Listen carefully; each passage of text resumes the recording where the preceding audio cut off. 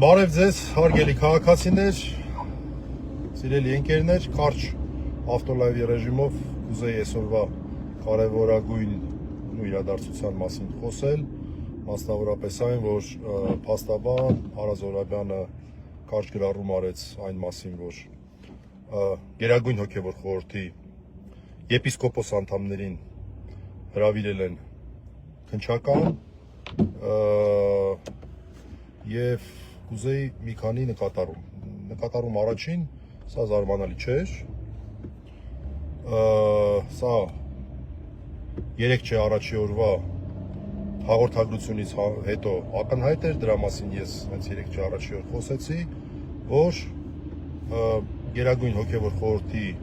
անդամներին եւ վեհապար հայրապետին, կրկնում եմ, եւ վեհապար հայրապետին փաստական առումով դե ֆակտո որպես մեղադրյալ են իրենք դիտում, թե երբ դա կձևակերպեն որպես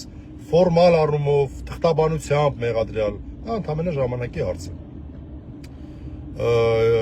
Եվ դրա նպատակը ակնհայտ է, որ փետրվարի կեսերին Ավստրիայում նախատեսված եպիսկոպոսատ ժողովի տապալումն է, որովհետև մարդկանց որպես մեղադրյալ են ներգրավելու եւ կիրառելու են բացակայելու արգելք նախկինում ստորագրություն չհեռանալու մասին կոչվող խափանման միջոցը։ Արգելելու են նրանց Հայաստանից դուրս գալ եւ դրանով փորձելու են խափանել եպիսկոպոսատ ժողովը, որովհետև իրենց քաղաքական գիծն այն է, որ եպիսկոպոսատ ժողովը չպետք է կայանա, որովհետև իրենք ենթադրում են, որ մտավախություն ունեն եպիսկոպոսատ ժողովի արդյունքների մասով։ Խոսքը վերաբերում է տիրադավ խմբակին, իրականում տիրադավ խմբակին էլ չի վերաբերվում, քաղաքական նրանց տերերին է վերաբերվում, ովքեր որ այս ամեն ինչի կազմակերպիչներն են Հայաստանի ղեկավարության մասով։ Նիկոլ Փաշինյան եւ նրա ղեկավարները, Փաշազադե եւ այլն։ Այսինքն այս Փաշազադե-Փաշինյան ծրագիրը որոշում է կայացրել, որ եպիսկոպոսատ ժողովը պետք է ամեն գնով խափանել եւ դրա ճանապարհ են ընտրել այս խայտառակ քրեական վարույթը։ Շատ կարևոր հանգամանք եպիսկոպոսներին ես նայեցի, կարծեք 6 եպիսկոպոսի մասին է խոսքը։ Եպիսկոպոսներին հրավիրում են ոչ թե որպես վկա, այլ միանգամից որպես մեղադրյալ։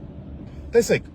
իրանց տրամաբանությունը մի հատ փորձենք, իրենց խայտառակ տրամաբանությունը փորձենք հասկանալ։ Իրանք համարում են, որ տեղի է ունեցել դատական ակտի օրինական ուժի մեջ մտած դատական ակտի չկատարման փաստ, կապված Արման Սարոյանի նախկին տեր Գևորգ Սրբազանի ավելի ճիշտ հետ, եւ կատարողով է վեհապար հայրապետը, տնօրինություն իրականացնողն է վեհապար հայրապետը, բայց նրանք նաեւ դրդիչ են համարում Գերագույն հոգևոր խորհրդի ըստ էության բոլոր անդամներին, որոնք որ ըստ իրենց դրդել են վեհապար հայրապետին կատարելու այդ տնօրինությունը։ Հա, բայց Գերագույն հոգևոր խորհուրդը կոլեկտիվ մարմին է եւ այնտեղ ես չգիտեմ, չեմ կարող ասել, բայց այնտեղ կարող է քննարկում ա եղել, մեկը կողմ ա եղել, մեկը դեմ ա եղել, չգիտեմ, կարող է բոլորը կողմ են եղել, այդ չես կարող ասել։ Հա, բայց մի հատ մարդուն որպես վկա չես կանչում, հարցակնես, հասկանաս թե ինքը ինչ դիրքորոշում ունի դրա հետ կապված։ Միանգամից մեղադրյալ, որ միանգամից սահմանափակեն նրանց Հայաստանից դուրս գալը։ Խոսքը վերաբերում է 6 եպիսկոպոսների եւ այդ թվում նաեւ թեմական առաջնորդների մի խոսքով, եթե չեմ սխալվում, խոսքը վերաբերում է Հայկազուն Սրբազանին, Վահան Սրբազանին, Մակար Սրբազանին, Նաթան Սրբազանին, Մուշեվ Սրբազանին եւ 6-րդը ով էր։ Մի խոսքով 6 սրբազանների, ես այդպես էի հաշվել։ Այս ամբողջ, նորից ասեմ, նորից կրկնեմ, այս ամենի տրամաբանությունն այն է, որպեսզի մարդկանց արգելեն Հայաստանը լքել։ 50-ից մի փոքր ավել եպիսկոպոսներից 4-ը արդեն կալանավորված են շինծու գործերով եւ ոչ պակաս շինծու գործով 6 ուրեմն եպիսկոպոս էլ հիմա նույնպես հայտնվում է մեղադրյալի աթոռին, փաստորեն հայկական կոչվող պետությունը իր սահմանադրական կարգավիճակ ունեցող մայր եկեղեցու 50-ից ավել եպիսկոպոսներից 10-ին պաշտոնապես տալիս է մեղադրյալի կարգավիճակ։ Ինչն է հետաքրքիր, Կարծեք թե ըստ Արա Զորաբյանի նշածի Գերագույն հոգևոր խորհրդի միայն հոգևորական անդամներին, եպիսկոպոս անդամներին են հրավիրել։ Այս պահի դրությամբ։ Ինչը նույնպես հետաքրքիր փաստ է, հաշվի առնելով այն քաղաքական նպատակը, որ դրանք կատարում են։ Սա է, եւ երբ որ մենք ասում ենք, որ Հայաստանի Հանրապետությունը օր-օրի դադարում է հայկական պետություն լինելուց, երբ մենք ասում ենք, որ այս պետությունը օր-օրի հեռացնում է իր կապը իրավունքից, այսինքն դադարում է իրավական պետություն լինելուց, շատերը կան ասում են, լավ դե չափազանցնում ենք։ Այս հարցի հետ կապված ցանկացած ձևաչափով ես անձամբ պատրաստ եմ քննարկման, բաց, փակ եւ այլն։ Ոնց կարելի է սա համարել առհասարակ քննարկման առարկա հարց են, չեմ ասում, քրեական իրավունքի տիրույթում գտնվող հարց։ Գերագույն հոգևոր խորհուրդը իր գործառույթն է իրականացրել, նիստ է գումարել, որոշումներ է կայացրել։ Սրանից ավելի ուղղակի միջամտություն որևէ կրոնական կազմակերպության էլ չեմ ասում, Հայաստանի Հանրապետության մասով սահմանադրական կարգավիճակ ունեցող կրոնական կազմակերպության դա հնարավոր է թե չէ։ Ուղղակի հնարավոր չէ։ Ուղղակի այլ բան հնարավոր չի պատկերացրել։ Եվ նորից ասեմ, փաստական առումով խոսքը վերաբերում է նաև Վեհապար Հայրապետին, դա ուղիղ նշված էր 3 առաջորդվա հայտարարության մեջ, քննչականի հայտարարության մեջ։ Տեսեք, քրեական վարույթ նախաձեռնողը, որ ափալ-թափալ արեցին, քննչական կոմիտեն է, մեղադրանքի որոշում կայացնողը դատախազությունն է։ Այսինքն այս հալածանքի շղթայի մեջ մենք ունենք հետևյալ օղակներ, մի հատ հիշենք։ Նախ քաղաքացիական դատարան, որը կայացրեց խայտառակ հակաիրավական հայցի ապահովման միջոց։ Մի հատ փոքր նկատառում ի դեպ այդ հայցի ապահովման միջոցի հետ կապված, որի տեքստը քննչականը հրապարակել էր, ասում է չխոչընդոտել բանի հետ, Արմանի կողմից թեմական առաջնորդի գործառույթի իրականացմանը։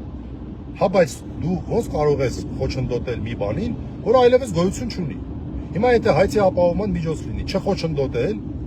Ռուբեն Մելիքյանին իրականացնել Արցախի Հանրապետության մարդու իրավունքների պաշտպանի գործառույթը, դա իրագործելի բան է։ Դա իրագործելի բան է։ Չեմ հանդիսանում, չէ։ Նույն կերպ չէր հանդիսանում այդ Արմանը, այն ժամանակ դեռ ուրեմն այն ժամանակ դեռ Գևորգ Սրբազանը չէր հանդիսանում։ Ոնց է հնարավոր խոչընդոտել։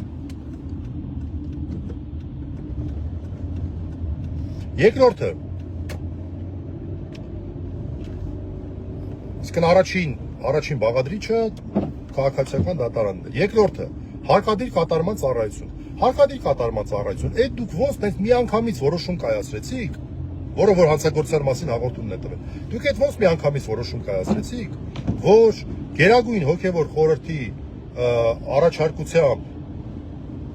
Վեհապար Հայրապետի կողմից տնօրինությունը խոչընդոտում է, այսինքն իրենից ներկայացնում է այդ դատական ակտի չկատարում։ Այդ ոնց կատարեցիք։ Այդ դուք աստվածաբաններ եք, այդ մի ստանդարտ իրավիճակ է, չէ՞։ Այդ դուք միանգամից րոպեների ընթացքում նման որոշում ոնց կայացրեցիք։ Դուք ոնց եք հոգևոր, այսինքն կարգի հետ կապված հարցը կապում ինչ որ աշխատանքային վեճի հետ։ Աշխատանքային վեճ է, չէ՞, մարդը ասում է, աշխատող եմ, ինձ ոչ ճիշտ ձևով աշխատանքից հետո աշխատանքային եք, չէ՞ դիտել։ Դուք այդ հետևությանը ոնց եկաք։ Հազարը մի գործակ եւ նաեւ պրակտիկայով բազմաթիվ նման օրինակներ կան,